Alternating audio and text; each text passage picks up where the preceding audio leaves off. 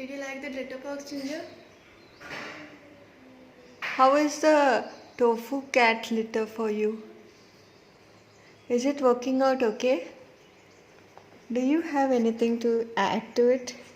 Cookie? Do you have anything to add?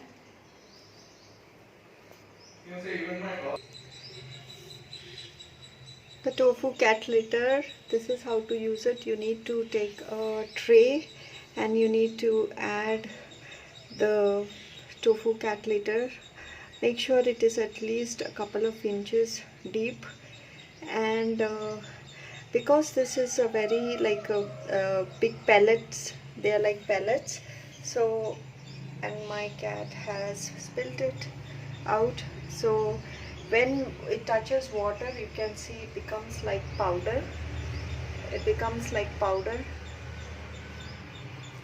So make sure that you get a deeper tray than this, otherwise it's going to spill out. And also clean often. See here, we have to clean it now, and there is no smell whatsoever. I hope you enjoyed the cat litter.